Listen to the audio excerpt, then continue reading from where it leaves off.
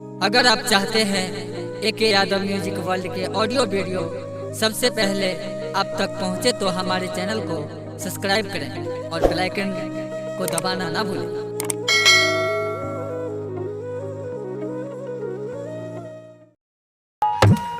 जब बाबा गुरु ज्योति आग आ जल के हारे लाके 14 पौथ गोसाई के लाके राजा के द्वार पर पहुंच जाइए। राजा के टूटल झोपड़ी पर नजर बाबा ज्योति के पड़ जाइए। बाबा ज्योति के आंख से आंसू जाइए। लीलाधारी हेमराज बाबा के स्मरण करे गोसाई। राजा का अक्षमित में केहन दिन का दिलये आय राजा के टूटल झोपड़ी देखे छी। जै समय में हमार दिन दुर्दिन केने रहो उस समय में राजा के कोनो चीज के कमी अक्षमित में नहीं रहे।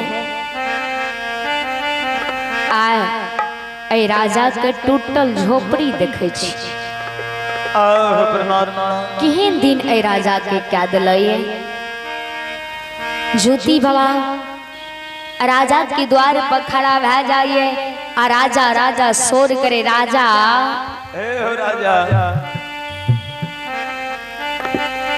घर छ एगनमा एक बेर आब के भेंट मुलाकात कैला।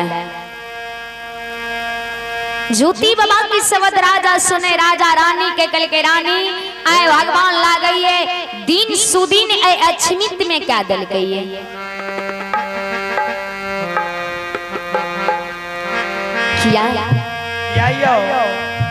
जे दिन समय से 5 बेटा ए अक्षमित में मर गए।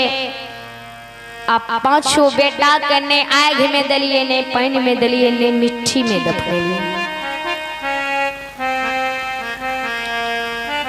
चनन वन से लकड़ी मंगा के मनुष्य बना के मनुष्य में क्या के धर्म गहवर में रख दिलिए। उस समय से कियो सौर समाज हित बन अपना द्वार पर नहीं आवइए ने जाय ले दैए। आ पापी अंजतिया के नाम ला के शोर करी से नेते हे परमात्मा।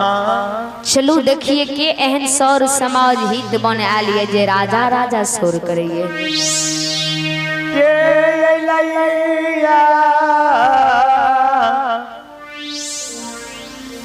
द्वार पर रानी राजा मांझी द्वार पर जाइए। रानी चंद्रावती डेढ़िया के पर्दा लाग मांझी द्वार नजर खिराओ। राजा ज्योति बाबा के पहचाने नहीं है जे हमर गुरु बाबा छी। यह बाबा छियै। राजा ज्योति बाबा के कल के बाबा की बात छे आपने के हमरा द्वार पर आयल छी। कल के राजा तू नहीं पहचाने छहा। 12 वर्ष के कौल पूरा के दिल्ली से आए जन्म स्थान पॉपी के जा रहल छिए तोरे भेंट मुलाकात करे ले अक्षमित पूरे लिया।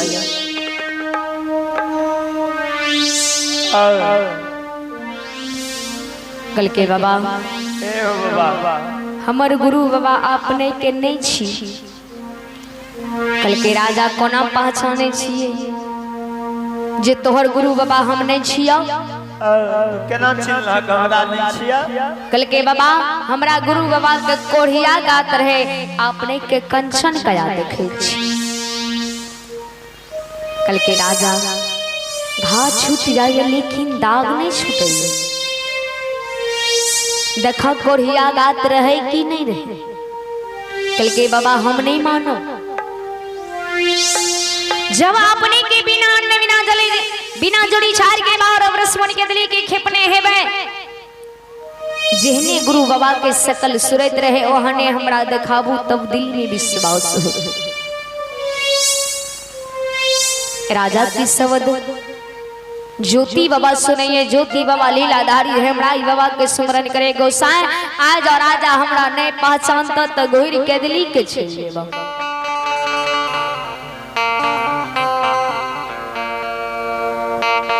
धर्मराज बाबा ज्योति बाबा के शब्द के सुने ये माया के विस्तार कर दिल भगवान बाबा ये लागल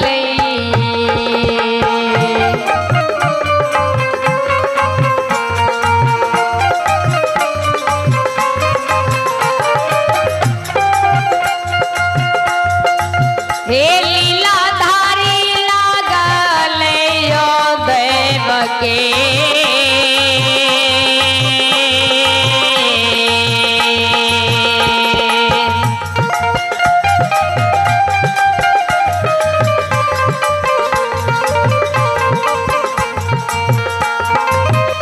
आज मतिया यो समाज बाबा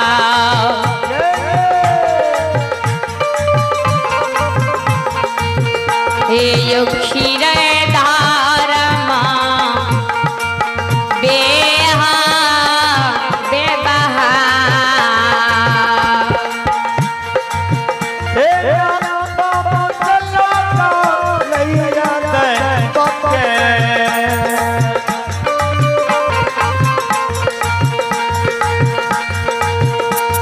अजमतिया समाज बाबा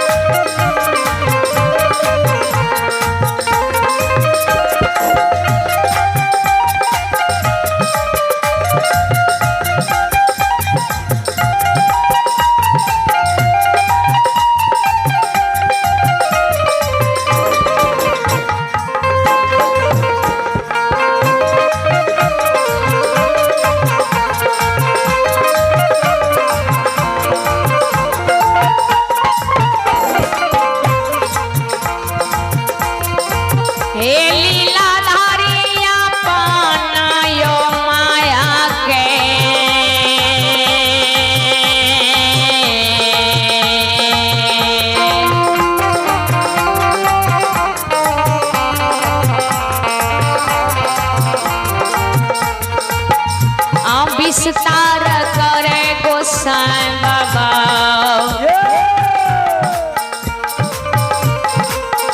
हे यो करैया छमित पुराना नागा हे माया पानो माया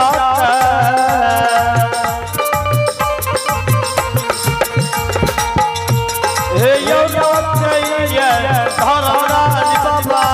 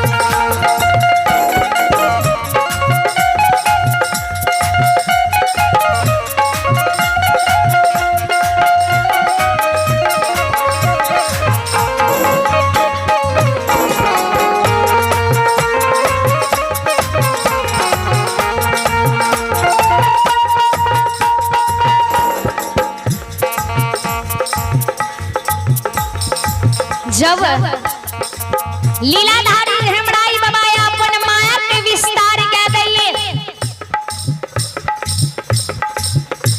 ज्योति बाबा के जेहने सकल सूरत रहे वहने राजा की नजर में देखा दिए। जब राजा पहुंचे न जाइए हेमराई बाबा अपन माया के समझ लिए ए बाबा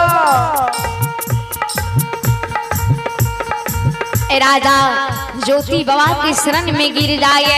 रानी चंद्रावती लोटा में जल ला लिए, अथारी ला लिए, ज्योति बाबा के छैना अमृत पोखारे ले मांझे द्वार के पहुंच जाए।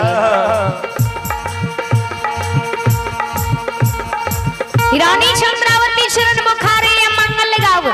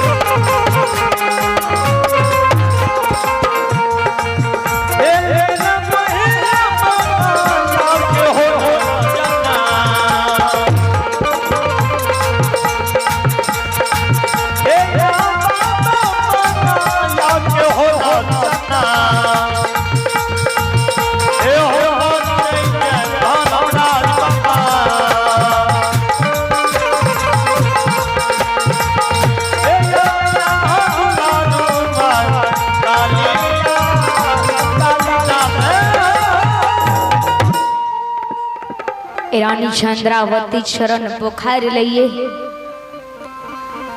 चारों भर के छीट दिए, ज्योति बाबा के छैना अमृत जे बच जाए। राजा के पिया दिए, रानी अपना पी लिए। राजा रानी ज्योति बाबा के शरण में लेव लेव के प्रणाम करिए। राजा रानी कहिए गुरु बाबा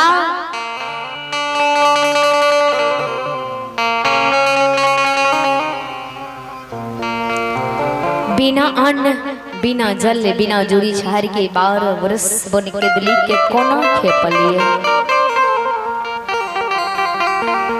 के दिली की कुशल अक्षमित में बता दियो। कल के राजा रानी के शब्द ज्योति बाबा जो सुने, धर्मराज बाबा के कल के गोसाई बेटा के सोग रानी चंद्रावती भूल गेले, धन के सोग राजा भूल गेले, सौर समाज हित बन के सोग भूल गेले। लेकिन राजा रानी हमर दिली की कुशल पूछई। एहन राजा रानी के अक्षमित में तोरा केना विपत्ति देल गेल गोसाई? ज्योति बाबा राजा रानी के कल के राजा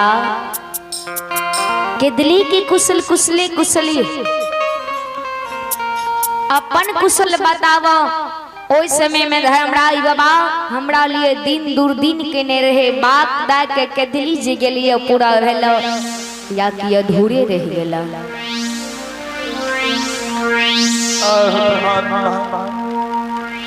एहो की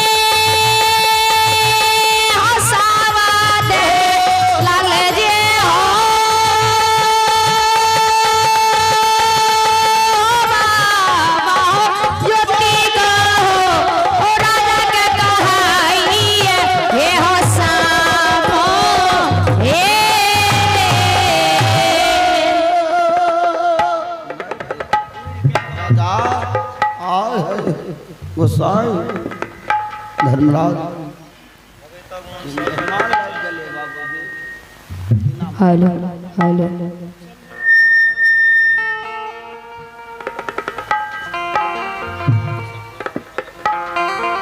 श्रोता भगवान ने ये भगवान के दरबार में शंभू यादव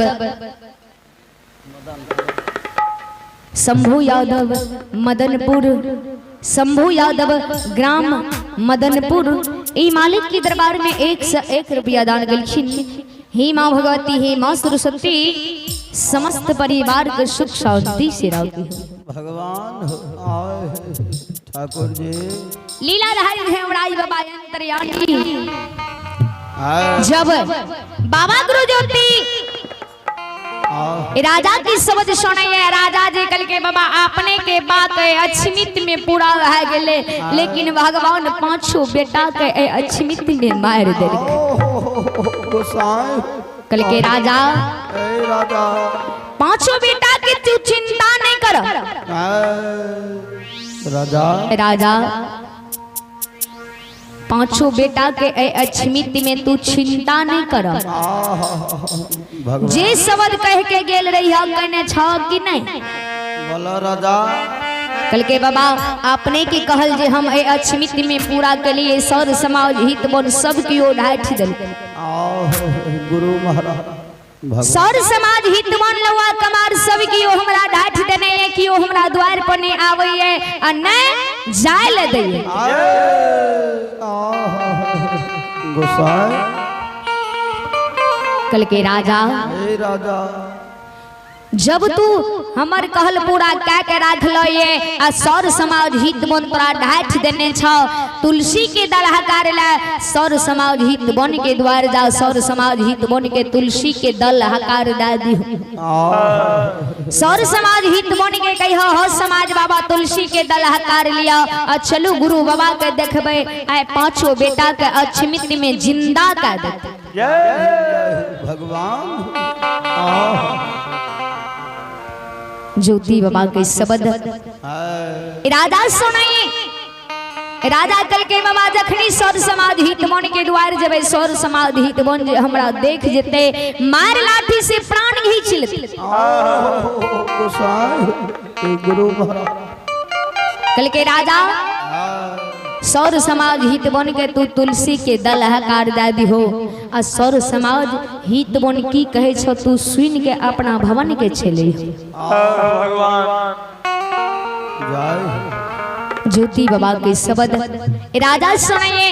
राजा तुलसी के दल ला ले हित बन सौर समाज के द्वार के छेल दे।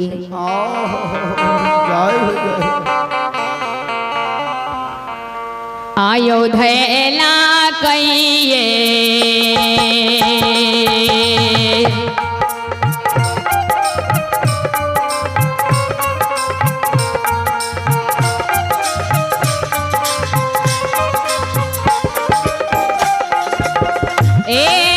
राजा ये तुलसी के दाला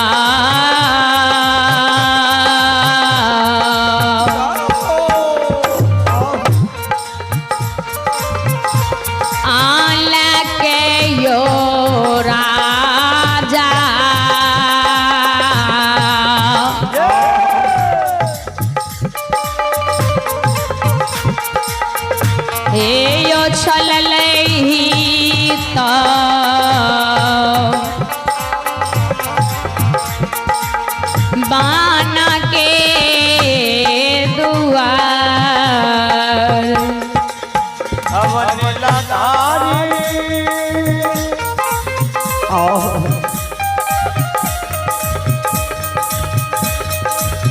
तुलसी के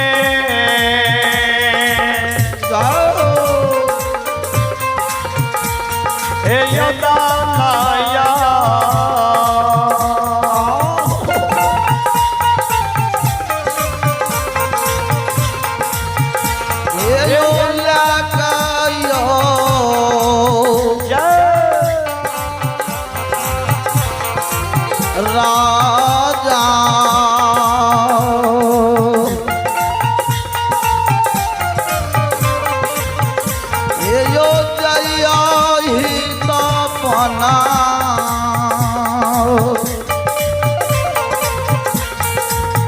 ये हो दो दुआ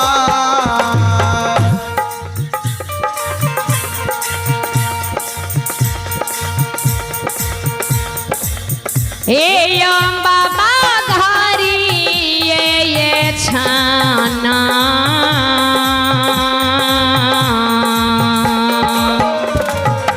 चाहे हो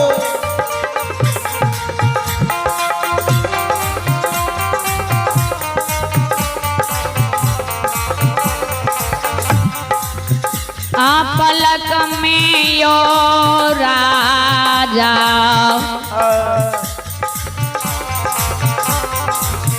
हे यो ही ता बाना दुआ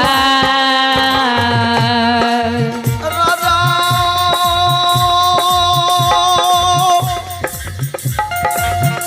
हे राजा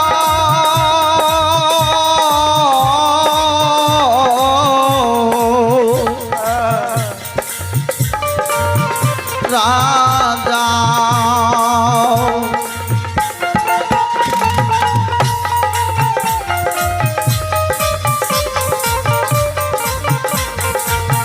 ये हो राजा तू भी हो जले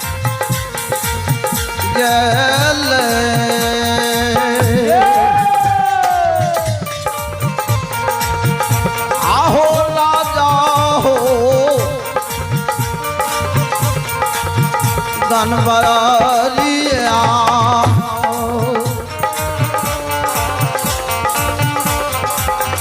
हे हो तुम समाज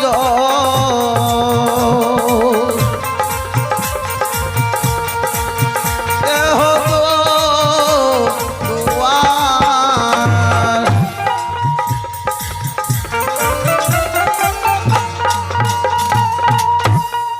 जब राजा तुलसी के दल ला के सर समाज हित बन के द्वार पर जाइए सर समाज हित बन राजा के देखिए राजा के कहिए पापी अंजतिया अरे पापी राजा जब तोरा सर समाज हित बन सब डांटने छो किया आ तू घूमे ले खिले लिया सर समाज हित बन के शब्द राजा सुने राजा कल के बाबा हम घूमे लेने एलो ये तुलसी के दल हकार लिया चलो गुरु बाबा के देखबे आए पांचों बेटा के अछमित में जिंदा कर देते सर समाज हित बन राजा के शब्द सुने राजा के कल के पापी पापी राजा गुरु महाराज जय बेटा के मरना है बहुत दिन बीते वो बेटा तोर मनुष्य में राखल ने है तो जय हो भगवान राजा राजा से तोर गुरु बाबा कहन छो जे मरल बेटा के जिंदा कर देतो सौर समाज हित बन के शब्द राजा सुने राजा कल के बाबा जहाँ गुरु बाबा कोढ़िया गात ला के आल रहे वह गुरु बाबा आए 12 वर्ष के कौल पूरा कहकर केदली से अछमित ले ये पांचों बेटा के जिंदा का के जन्म स्थान पोपी चल जेते दूसर सर समाज हित बन गल के रे पापी अंजतिया जब तोहर गुरु गो से पांचों बेटा के जिंदा कर देतो तब पांचों बेटा के हाथ में तुलसी के दल हकार दादी है असर समाज हित बन के द्वार के भेजा दी राजा तोरा पांचों बेटा के हाथ से तुलसी के दल हकार लेबो तोरा हाथ से तुलसी के दल हकार नहीं लेबो राजा जल्दी हमरा द्वार से भाग के चलियो नहीं ते मार लाठी से प्राण घींच लेबो हे राजा भगवान के कल्या लग गली जय हो जल्दी भाग राजा द्वार राजा सोर समाज हित बन के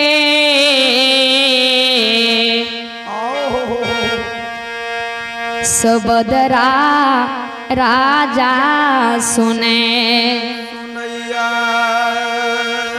जब सर समाज हित मन की सबद राजा सुने राजा अपना भवन के रास्ता डाले। जय हो जय हो जय हो जय हो भगवान ठाकुर जी।